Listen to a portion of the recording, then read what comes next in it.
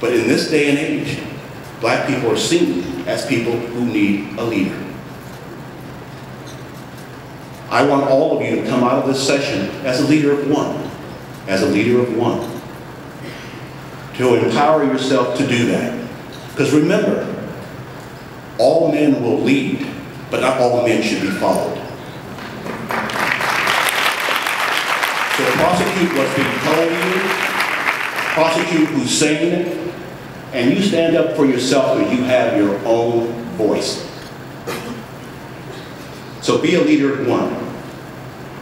Global leadership, I found this to be a very interesting topic because it's something I've been involved in for the last 35 years as I found myself in different places as a consequence of affirmative action. I'm a product of the first experiment in this country to democratize the environments of corporate America, to have underrepresented people be in corporate America.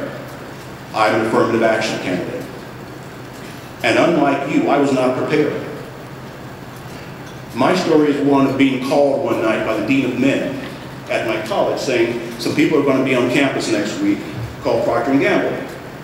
And given the fact that you're pole marketing fraternity, a lot of other things, we'd like for you to go talk to these people. I know who they were, what Procter & Gamble did. So I did a little research in the supermarket, and then I went to the interview. He said they were meeting at the Career Center. First of all, I didn't know there was a Career Center. No one ever told me there was a Career Center. So I was late because I had to find the Career Center. So number one, I was wrong. I walk in the Career Center, I open the doors, and to the left of me are a lot of white females, all dressed in white shirts and little string ties and just prepared for this. To the right were a lot of white males in what I called white shirts and sincere ties. They were ready, they were prepared. I opened the door up. I had dreadlocks down to my shoulder.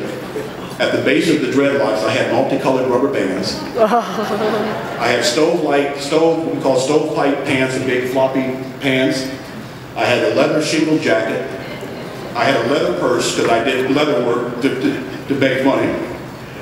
And the worst of it was, much to the hubris of a young man, I had the habit of buying these iron-on patches. I'd buy them in red, and I'd cut hearts out of them and iron them on my zipper. So this is how I walked into the Career Center. Fortunately, I was identified simply because I'd been an all-American athlete, student body president, president of the Mayor's Youth Council, president of the Governor's Council, young man of the year. So that's why I was identified. So much to my credit, and more his credit, I sat with a man from Procter & Gamble who said, okay, this looks very impressive to me. Let's have a conversation about where you failed. And what did you learn from that failure? And that became my interview. Little did I know, he was looking for the Jackie Robinson feature. I got out of Arizona, and they sent me to my territory, which happened to be northern Colorado, Wyoming, and Montana, where people had never seen a black person on television, let alone have one walk in.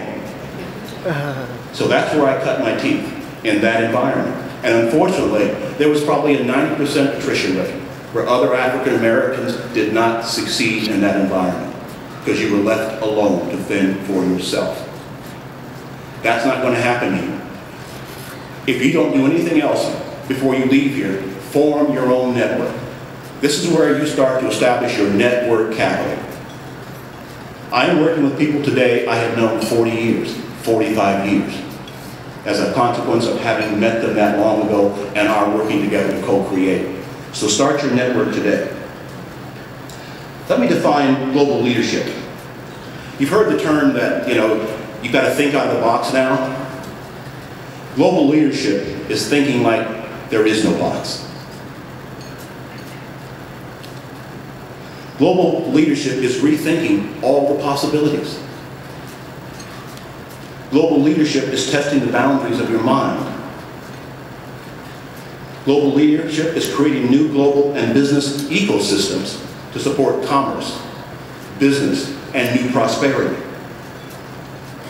Global leadership is multinational, so the issue of race goes away. It's nation, it's country.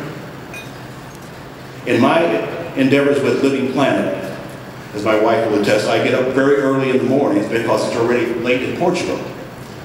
And the schedule is set because the partners live in Australia, they live in the Pacific Basin, they live in New Zealand. So we all communicate vis-a-vis Skype to accomplish this. That's the nature of New Global Leadership. The man that started Living Planet, Steve Lewis, was an executive at Microsoft. He had this idea. He went to Portugal. He and his girlfriend have lived in a hotel for 3 years that's about probably 400 square feet as he sold this vision to the Portuguese, the politicians, the investment community, the EU. That's global leadership. Global leadership, as I shared with the young men, the basis of it is unconditional confidence and belief in yourself. No today may be a yes tomorrow. So I'll call you tomorrow. If you say no tomorrow, well, next week may be a yes. I'll call you next Wednesday. It requires that kind of focus and discipline to a vision. Global leaders have a vision that materializes itself in plans. All those cities I talked about here, where Warren Buffett's involved, Ted Turner's involved, Richard Branson's involved, the founders of all these companies, these are all global leaders. Because they've come to recognize commerce is not a local matter, it's a global matter. And if you don't believe so, look what happened when the bottom dropped out of our house of cards called financing of homes. Well, we caught a cold, but the rest of the world had pneumonia because we sold them 95% of our bad paper. So the world went into a tailspin. So the color I want you to walk away with today in your mind is not black, white, yellow, but green. That's the color. That's the color. Green.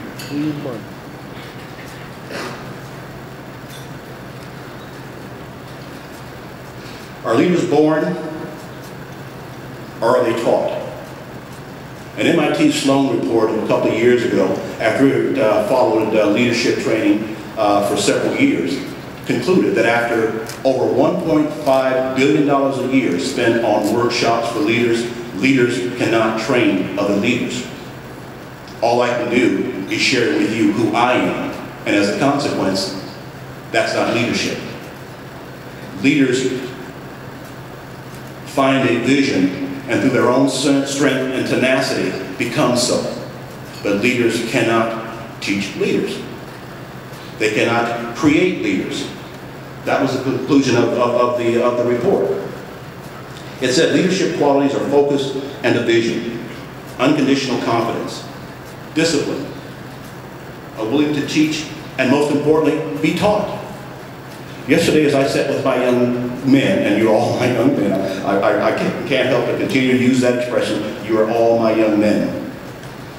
I was mentored. Because global leaders know when to lead from the front, and global leaders know when to follow. And yesterday I followed. And today I woke up knowing more, a better person, and with an expanded understanding that came about as I had stories and contact with so many of you that shared with me. So I thank you for mentoring me yesterday. I know more now, and I will share that. Preparation, thank you. Preparation. If you think you will or won't, you will. Preparation, preparation, preparation. In today's global environment, I told some of my young men, I'm not looking for employees. So if you want me to hire you at Living Planet, I'm not taking your resume, and I'm not certainly giving you an application for a job. Why? Global leadership requires leaders of one. In today's world, you're going to have to come correct. When you walk in the door, during your interview, you're going to have to express how you're able to create assets for your employer. How can you increase their profitability? How can you reduce their cost of doing business? How can you expand their markets? This is what they want to hear from you. An interview is not an interview today. It's a business presentation. And you should look at it that way.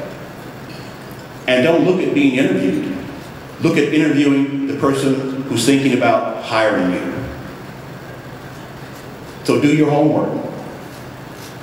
Find out where they are if they happen to be a public company. What's been their financial history? What are their challenges? Who's number one and number two in their industry?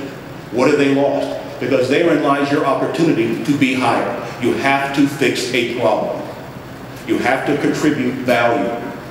No one's going to bring you on for 6 months and 12 months and train you, and over 12 months after that, you'll do something for the company. Day one, you have to hit the floor. My interview with Living Planet was a simple one, and it happened as a consequence of some relationships. I talk about network capital. These opportunities came to me as a consequence of golf. I'm a passionate golfer, and as I mentioned, my wife is my golf partner. But golf is more than just a game. It's a metaphor for where deals are done. It's an interesting environment. One day I was asked to play golf by a friend who said he had another friend that he felt I would come to life. We had a lot in common. So I meet this gentleman, and by the third hole, we're talking a lot and enjoying each other's company so much we're not playing much golf. So by the end of the golf, we sit down to talk about who we are and what we've done. Well, I come to find out this particular gentleman built the wealthiest community in this country called Telluride. He launched the Telluride Tech Festival. He owned the banks in Telluride. He owned the newspaper in Telluride. He was the mayor in Telluride. He went on to contribute to building Aspen, Vail, Jackson Hole, and is the only living man who's built 2 cities and consulted on the building of 40 others. His name is Scott Brown. Scott Brown and I formed a business called LL Global. Scott, by the way, is the father of the term affordable workforce housing. He created that model, so he also did that. Scott said, look, I've got another friend I think you